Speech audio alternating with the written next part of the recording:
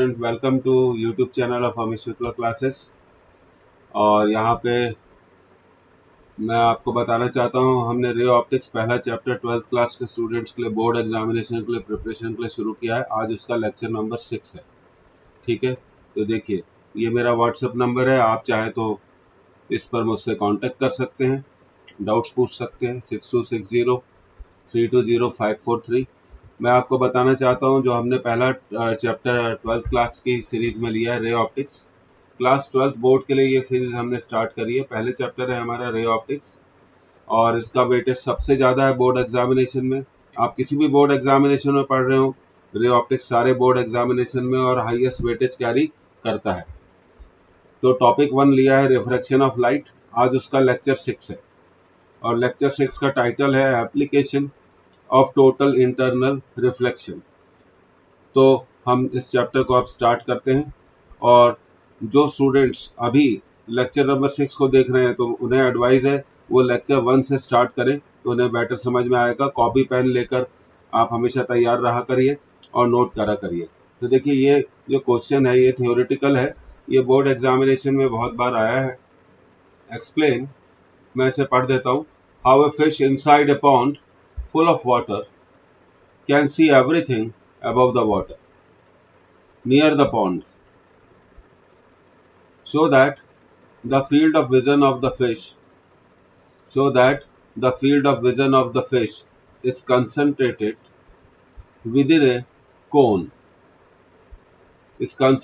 within a cone of half angle 49 degree। Half angle का मतलब होता है सेमी वर्टिकल एंगल, कोन का सेमी वर्टिकल एंगल कितना है 49 degree inside the water. You are given the refractive index of water is 4/3। Also find the area seen by the fish. तो आप इस डायग्राम को ध्यान से देखिए, यहाँ जो डी हमने डिनोट किया है, D is the depth of fish below the surface of water and R is the radius of circular aperture. तो आप ध्यान दीजिए डायग्राम में, light rays are starting from which point O, they enter the water and get refracted. You can write like this: light rays, O is a point object which is situated near the pond। जो pond के पास में एक object है O, उससे चलने वाली light rays coming from O enters the water surface and they get refracted and they are reaching the eye of fish। ध्यान से देखिए, they are reaching the eye of fish। These are the light rays, they are reaching the eye of fish। तो यहीं से मैंने लिखा है the ray starting from object O near the pond incident on water surface and are reflected into the water towards the normal. क्योंकि light rays are travelling from rarer to denser medium, air to water. तो ये medium आपका air है और ये है आपका water. So they are reflected, तो यहाँ पे लिखा है they are reflected into the water towards the normal, enter the eye of fish। So these light rays are entering the eye of fish। Just see this, these light rays are entering the eye of fish so that the object O is visible to fish। अब देखिए, आप किसी object को देख रहे हैं और आप किसी ऑब्जेक्ट को देख रहे हैं, जैसे आप मुझे देख रहे हैं, for example you are seeing me. और अगर मैं मैं अपना चेहरा छुपा लूं तो मुझसे चलने वाली लाइट रेज कैमरे तक नहीं पहुंचेंगी, आप मुझे नहीं देख पाएंगे। तो फिश तभी देख पा रही है जब ओ से चलने वाली लाइट रेज कहाँ पहुंच रही है, फिश पर। अब principle of reversibility of light से हम जानते हैं, we know from the principle of reversibility of light ray, if the path of light ray is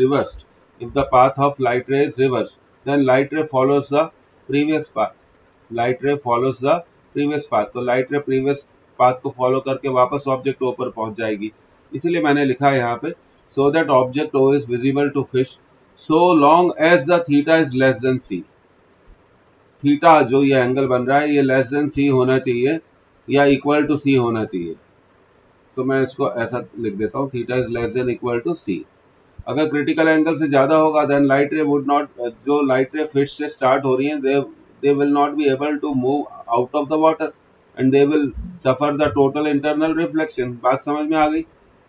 As light ray follows the reversible path, the rays starting from fish reach the object with theta less than equal to c, theta less than equal to c, but when theta is greater than c, what will happen? मैंने आपको बताया अगर ये denser medium में बनने वाला angle of incidence critical angle से ज्यादा होगा तो क्या होगा? Light ray will not travel to the rarer medium, that means light ray will not travel to the air and they will be refracted back, they will be refracted back to the denser medium, they will be refracted back to the denser medium। तो इस बात को आप जानते हैं, ये water है, मैं यहाँ फिर से अच्छे से लिख दूं। तो थीटा को क्या होना चाहिए? Less than equal to C. Maximum value theta की क्या हो सकती है? सी के इक्वल हो सकती है, थीटा को सी से ज्यादा नहीं होना चाहिए। तो यही मैंने लिखा है, when theta is greater than C then ray starting from fish will be इसको आप लिख लीजिए totally reflected, will be totally reflected, therefore the maximum angular width of field of view of fish lies within a cone of semi vertical angle C. तो हम ये कह रहे हैं कि मैक्सिमम वैल्यू थीटा की किसके इक्वल हो सकती है? सी। जिस तरह से, इसी तरह से यहाँ पे भी अगर कोई ऑब्जेक्ट होगा, यहाँ पे भी कोई ऑब्जेक्ट होगा तो उससे चलने वाली लाइट रेस भी क्या होंगी? यहाँ पे मान लीजिए ओ डैश है, तो same pattern will be followed. तो फील्ड, तो हमेशा ध्यान रखिए, fish sees the outside world, ये स्टेटमेंट याद रखिए, fish sees the outside world through a circular aperture. ये देख रहे हैं आप सर्कुलर अपर्चर, ये रहा आपका circular aperture, through a circular aperture, ये रहा आपका सर्कुलर अपर्चर। तो fish sees the outside world through a circular aperture and field of view lies within a cone, ये भी याद रखना चाहिए।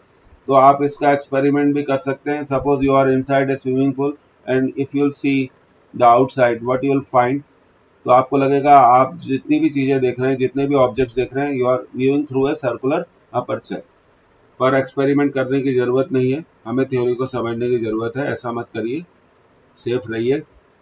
अब देखिए, अब ये थीटा किसके इक्वल हो गया? मैक्सिमम वैल्यू थीटा किसके इक्वल हो सकती है? सी के इक्वल हो सकती है। सी से ज्यादा होगा तो लाइट रेस, फिश से चलने वाली light rays will not be able to travel outside the water। और दूसरा मैं आपको बताना चाहता हूँ, mu equal to 1 upon sine C, mu water का 4/3 है, 1 upon sine C is 3/4 and you must remember C equal to sin inverse 3/4, that is always equal to 49 degree, 49 degree. अब हमें एरिया ऑफ अपर्चर निकालना है। Area of aperture निकालने के लिए हमें, ये देखिए मैंने यहाँ आपको एक ट्रायंगल बनाया है, ये राइट एंगल ट्रायंगल है, ये डी है डेप्थ ऑफ फिश, और आर क्या है? रेडियस ऑफ सर्कुलर अपर्चर है। पाइथागोरस से हमने इसको निकाल लिया, root of R square plus D square. अब हम कैलकुलेट करेंगे sine C perpendicular upon hypotenuse, R upon root of R square plus D square. पर आप साइन सी को क्या लिख सकते हैं? 1/म्यू R upon root of R square plus D square. अब आप इसका स्क्वायर कर दीजिए तो यू विल गेट इट 1/म्यू square equal to R square upon R square plus D square. ठीक है, क्रॉस मल्टीप्लाई करेंगे हम, mu square R square equal to R square plus D square, R square common ले लेंगे तो ये आएगा mu square minus 1 equal to D square. So R equal to D upon root of mu square minus 1, और area of circular aperture होगा पाई are square, are की value रख दीजिए, D square upon mu square minus 1। तो हमेशा याद रखिए कि ये जो एंगल है, ये एंगल है critical angle and that is equal to 49 degree, 49 degree.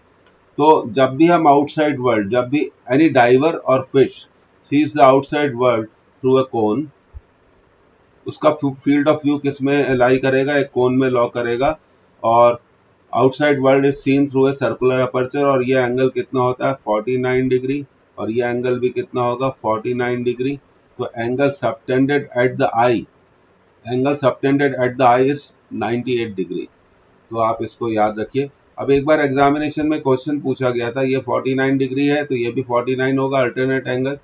एक बार एग्जामिनेशन में क्वेश्चन पूछा गया था, you are inside the water, आप पानी के अंदर हैं, and you see the setting sun, डूबते हुए सूरज को आप देखते हैं, तो वर्टिकल से कितने एंगल पे देखते हैं? देखिए वर्टिकल से बनने वाला एंगल कितना है? 49 डिग्री। वर्टिकल से बनने वाला एंगल कितना है? 49 डिग्री। और ये एंगल अगर चाहें तो आप निकाल सकते हैं 41 डिग्री। एक बार पूछा गया था हॉरिजॉन्टल से कितने एंगल पे देख सकते हैं आप? 41 degree is the answer. What is the angle subtended at the I of fish? 98 degree. Questions कैसे आ सकते हैं ध्यान रखिए। What is the angle subtended at the eye of fish? 49 plus 49, 98 degree. You see, you are inside the water. You see the setting sun at what angle with the vertical? 49 degree with the vertical. You are inside the water. You see the setting sun at what angle with the horizontal? The answer is 41 degree. And you are inside the water. You see the outside world through a circular aperture, and your field of view is a cone. Your field of view is a cone. हमेशा ये बातें आपको याद रखनी चाहिए। इस तरह से क्वेश्चंस पूछे जा सकते हैं। तो एरिया भी कैलकुलेट कर लिया हमने, pi D square upon mu square minus 1। अब देखिए, अब हम इस पर एक क्वेश्चन करेंगे। इस क्वेश्चन को आप नोट करिए। A fish looking up through the water sees the outside world contained in a circular horizon. If the refractive index of water is 4/3 and fish is 12 centimeter below the surface, the radius of circle in centimeter is. तो आपसे radius of circle पूछी गई है, तो आप radius of circle निकाल सकते हैं, क्योंकि अगर आपने अभी हमने करा था तो radius of circle is given by D upon root of mu square minus 1। आप फॉर्मूला यूज कर सकते हैं, that is 12, mu is 4/3 whole square minus 1। Solve करिए इसको, this is 12 and 4/3 square is 16/9 minus 1। 12 take the LCM, ठीक है, 16 minus 9/9, so you will get it 12 upon √7, और √9 कितना हो जाएगा? 3 हो जाएगा। तो हमारा रेडियस का आंसर आया 36/√7। 36/√7। So your answer of this question is D. इस क्वेश्चन का आंसर क्या हो गया आपका? डी हो गया। इस क्वेश्चन का आंसर हो गया आपका डी। तो ये बात आपको समझ में आ गई है कि रेडियस कितनी होगी? 36/√7। तो देखिए कितने एग्जामिनेशन में आया है। आजकल आपको मालूम है कि बोर्ड एग्जामिनेशन में ऑब्जेक्टिव क्वेश्चंस भी पूछे जाते हैं। 20 मार्क्स के तो ऑब्जेक्टिव क्वेश्चन पूछे जाएंगे, इसलिए ऑब्जेक्टिव्स करना जरूरी है। अब देखिए हम अगले ऑब्जेक्टिव की तरफ आते हैं। Material A has critical angle I A, ठीक है, and material B has critical angle I B. I B is greater than I A, then which of the following is true? Light can be totally internally reflected. पहला answer, when it passes from B to A. Second answer, light can be totally internally reflected when it passes from A to B. ठीक है। Third answer, critical angle for total internal reflection is IB minus IA. Fourth option, critical angle between A and B is sin inverse sin IA upon sin IB. Sin inverse sin of IA upon sin of IB. अब 4 answers दिए गए हैं। पहला answer कहता है first and second are true, first and third are true, first and third are true. Second answer बोलता है first and fourth are true. Very good question. Third answer कहता है second and third are correct, second statement and third statement are correct. Fourth answer says second and fourth are correct. तो चलिए इसको solve करते हैं।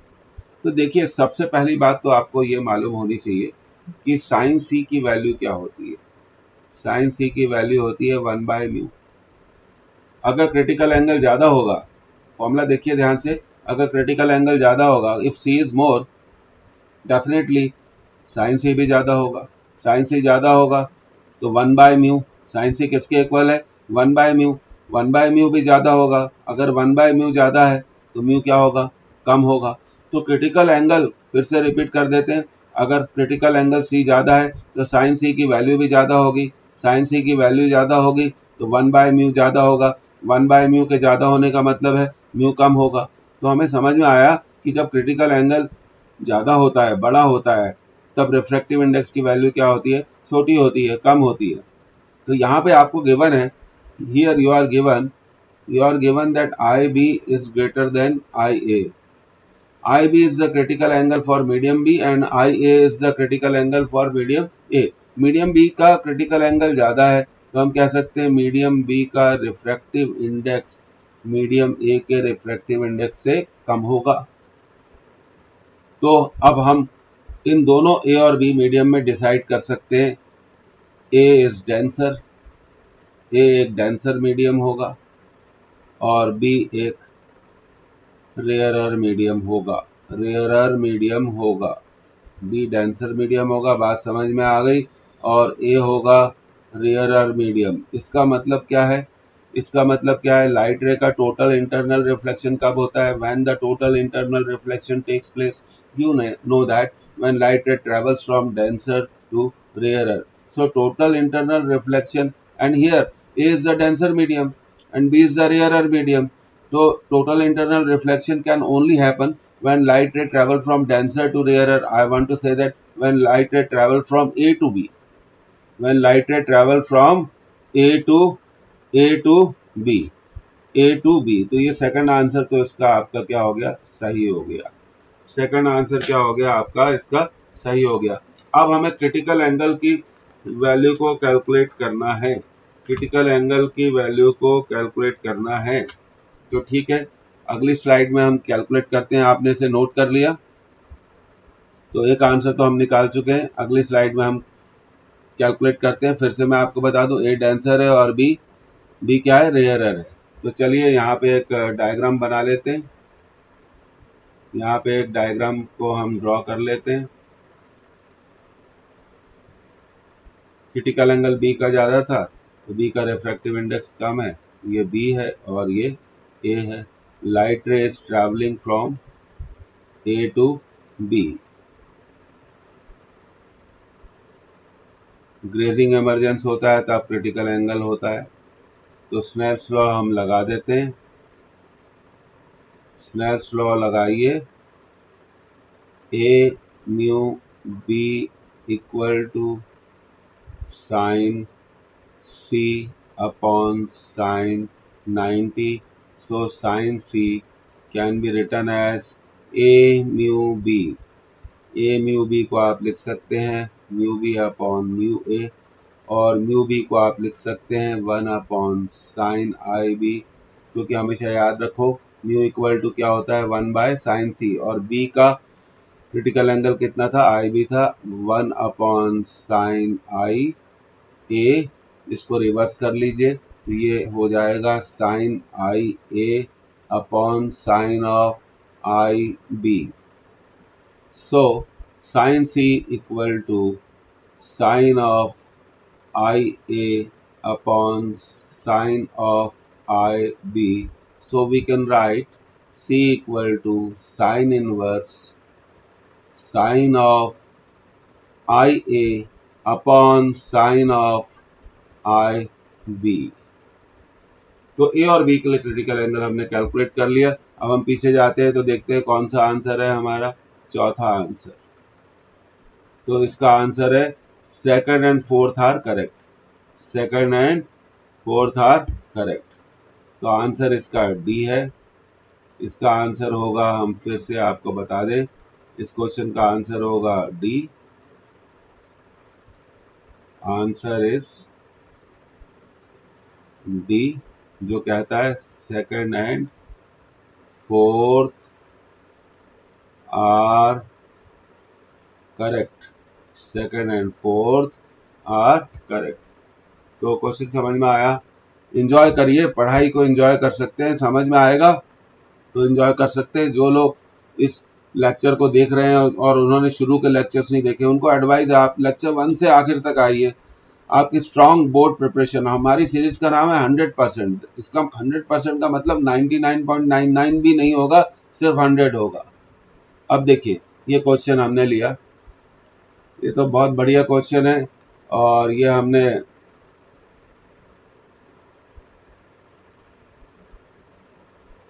JEE mains में आ चुका है और पिछले सालों में ऐसा कई बार ट्रेंड देखा गया है। मैं आपको उसको प्रूव भी कर दूंगा कि जेई मेंस के क्वेश्चंस या नीट के क्वेश्चन बोर्ड एग्जामिनेशन में आए हैं। बोर्ड एग्जामिनेशन में आए हैं 2017 में 4 मार्क्स का एक ऐसा क्वेश्चन जो उन्होंने लिया था। अब देखिए, a transparent solid cylindrical rod, note भी करते जाइए। A transparent solid cylindrical rod has a refractive index 2/√3, ठीक है। It is surrounded by air, it is surrounded by air. A light ray is incident at the midpoint. A light ray is incident at the midpoint of one end of the rod. A light ray incident at the midpoint of one end of the rod as shown in the figure. Figure देखिए आप. The incident angle theta for which the light ray grazes along the wall of rod. Along the wall of rod. तो वो कहना क्या चाहते हैं? सबसे पहले आप क्वेश्चन को नोट कर लीजिए और उसे समझिए कि एग्जामिनर कहना क्या चाहता है। ये लाइट रे यहाँ ग्रेस कर रही है और लाइट रे ग्रेस तभी करती है जब डेंसर मीडियम में बनने वाला एंगल क्या होता है? बनने वाला एंगल क्या होता है? सी होता है। बनने वाला एंगल क्या होता है? सी होता है। ये बात आपको क्लियर होनी चाहिए। लाइट रे तभी ग्रेस करती है जब डेंसर मीडियम में बनने वाला एंगल किसके इक्वल होता है? सी के इक्वल होता है। ये एंगल किसके इक्वल हो गया? सी के इक्वल हो गया, ठीक है। तो अब हम इसको सॉल्व करेंगे। तो हमारे पास इसके 4 आंसर्स हैं। Sine inverse 1/2, sine inverse √3/2, sine inverse 2/√3, चौथा आंसर है साइन इनवर्स 1/√3। अगली स्लाइड में चलते हैं और इसको सॉल्व करते हैं और देखिए आपको मजा आएगा इसमें। ये देखिए, ये लाइट, ये मैंने आपको डायग्राम करके बता दिया कि यहाँ लाइट रे क्या हो रही है? ग्रेस कर रही है। देखिए वॉल पर क्या कर रही है? ग्रेस करते हुए जा रही है। तो जब लाइट रे ग्रेस करती है तो एंगल ऑफ रिफ्लेक्शन कितना होता है? 90 डिग्री। ये एंगल कितना होगा बताइए? ये एंगल कितना होगा? Critical angle. ये एंगल, ये नॉर्मल हमने ड्रॉ किया है। This is normal number 2 and this is, ये जो ड्रॉ किया गया है ये है हमारा normal number 1, okay, normal number 1। अब ये एंगल सी है, ये एंगल कितना हो गया? 90 डिग्री हो गया। दिख रहा है आपको 90 डिग्री? तो ये एंगल कितना होगा? ये एंगल ऑफ रिफ्रैक्शन है। लाइट रे एयर से कहाँ जा रही है? इस मीडियम में जा रही है, तो ये एंगल ऑफ रिफ्रैक्शन है। तो हम जानते हैं कि एक ट्रायंगल के एंगल्स का एडिशन कितना होता है? 180 डिग्री। तो R प्लस C प्लस ये एंगल कितना हो गया? 90 डिग्री इक्वल टू 180 डिग्री। तो R प्लस सी किसके इक्वल हो गया? 90 डिग्री के इक्वल हो गया। R प्लस सी किसके इक्वल हो गया? 90 डिग्री के इक्वल हो गया। तो R को हम क्या लिख सकते हैं? 90 माइनस सी। ये हमारा पहला इक्वेशन हो गया। अब स्नेल्स लॉ लगाते हैं। स्नेल्स लॉ लगाएंगे हम। स्नेल्स लॉ कहता है mu equal to sine I by sine R. और यहाँ आई क्या है? यहाँ आई क्या है? थीटा के इक्वल है। तो sine theta upon sine R. और म्यू दिया हुआ है पिछले क्वेश्चन में, आप देखिए म्यू कितना दिया हुआ है? 2/√3, ठीक है। अब हम इसको सॉल्व करेंगे। म्यू को रख देंगे 2/√3। साइन थीटा हमें निकालना है। साइन आर को हम लिख सकते हैं sine 90 minus C. Sine 90 minus C होगा। जो बायो स्टूडेंट्स हैं प्लीज याद रखिए, sine 90 minus theta cos theta होता है। तो साइन 90 माइनस सी क्या होगा? कॉस सी होगा। कॉस सी होगा और कॉस सी को आप लिख सकते हैं, 10th क्लास में हमने पढ़ा था ट्रिग्नोमेट्री में, cos theta can be written as √1 minus sine square theta. तो ये हो गया 1 माइनस साइन स्क्वायर सी। तो म्यू आपका है 2/√3, रख दिया है वैल्यू साइन थीटा। और साइन सी को आप लिख सकते हैं, साइन सी को लिख सकते हैं, देखिए यहाँ पे आप साइन सी को लिख सकते हैं 1/म्यू। तो ये हो गया। आगे सॉल्व करते हैं 2/√3। एलसीएम आएगा, म्यू ऊपर चला जाएगा, म्यू साइन थीटा और अंदर बचेगा रूट ऑफ म्यू स्क्वायर -1। और अब हम इसको सॉल्व करने की पोजीशन में आ गए हैं। 2/√3 म्यू की वैल्यू रख दी 2/√3 साइन थीटा, और अपॉन में 2/√3 का स्क्वायर, म्यू कितना था 2/√3 का स्क्वायर करेंगे भाई, ये आएगा 4/3 -1, तो ये तो कैंसिल हो गया। तो 1 इक्वल टू देखिए 4/3 -1 होगा 1/3, 4/3 -1 होगा। इसको सॉल्व कर लेते हैं तो ये होगा, एलसीएम लेंगे तो 4 - 3 1, तो ये हो जाएगा √3। तो साइन थीटा होगा 1/√3, तो थीटा होगा साइन इनवर्स 1/√3, साइन इनवर्स 1/√3। तो इस क्वेश्चन का आंसर डी है। आंसर क्या है? डी है। और अगर फिर भी आपको सॉल्यूशन समझ में नहीं आए तो आप मुझसे मेरे नंबर पे कांटेक्ट कर सकते हैं। तो सिंपल सी टेक्निक है, आप चाहो तो मैं इसको आपके लिए दोबारा भी सॉल्व कर सकता हूँ। r+c, तो यहाँ से r निकाल लिया, mu equal to sine theta by sine R होगा, mu equal to sine theta by sine R होगा। म्यू की वैल्यू रख दी 2/√3, आर को लिख दिया साइन 90 - c, साइन 90 - c हो गया कॉस सी, कॉस सी को लिख देंगे root of 1 minus sine square C, और साइन सी को आपने लिख दिया 1/म्यू, एलसीएम लिया म्यू स्क्वायर -1, नीचे रूट का म्यू स्क्वायर होगा तो म्यू ऊपर चला जाएगा, mu sine theta upon root of mu square -1, mu की वैल्यू रखिए कैंसिल हो गया, ये हो गया साइन थीटा अपॉन 4/3 -1, तो ये होगा साइन थीटा अपॉन, ये हम इसको कह सकते हैं 1 equal to sine theta divided by 1/√3। 1 equal to √3 sine theta equal to 1/√3, theta equal to sine inverse 1/√3। So the answer of this question is D. अब देखिए अगला क्वेश्चन, ये आखिरी क्वेश्चन है। In the figure shown for an angle of incidence 45 degree at the top of surface, what is the minimum refractive index needed for total internal reflection at vertical face? Total internal reflection कहाँ होगा? Vertical face पर होगा। ये रहा vertical face. तो light रे यहाँ तो एंटर कर गई है 45 डिग्री पे, वो बोल रहे हैं इस वर्टिकल फेस पर, समझ रहे हो आप, इस वर्टिकल फेस पर टोटल इंटरनल रिफ्लेक्शन होगा और म्यू की वैल्यू निकालनी है। ये आपको आंसर दिए गए हैं। पहला आंसर √2 + 1/2, दूसरा आंसर है √3/2, तीसरा आंसर है 1/√2, चौथा आंसर है √2 + 1। तो क्वेश्चन नोट कर लीजिए। इन the figure shown for an angle of incidence 45 degree at the top of surface, what is the minimum refractive index needed for total internal reflection eight vertical face? Note कर लिया आपने? Question note होना चाहिए, answer तो हम निकाल ही लेंगे। ठीक है, ये 45 डिग्री है, हम स्नेयर्स लॉ लगा देंगे यहाँ पे। आप देखिए यहाँ पे हम स्नेयर्स लॉ लगा देंगे। तो सबसे पहले इस आर को हम कैलकुलेट कर लेंगे, आप चिंता मत करिए। ये देखिए मैंने यहाँ पे बनाया है। तो ये लाइट रे आ रही है और इसको थोड़ा ऐसे बनाएंगे हम। 45 डिग्री पे आ रही है, ये एंगल कितना हो गया आपका 90, ये हो गया आर, और यहाँ टोटल इंटरनल रिफ्लेक्शन हो रहा है। इस वर्टिकल फेस पर टोटल इंटरनल रिफ्लेक्शन हो रहा है, मतलब लाइट रे ग्रेस कर रही है, तो ये एंगल क्या होगा सी। फिर से वही थ्योरी याद करो आप।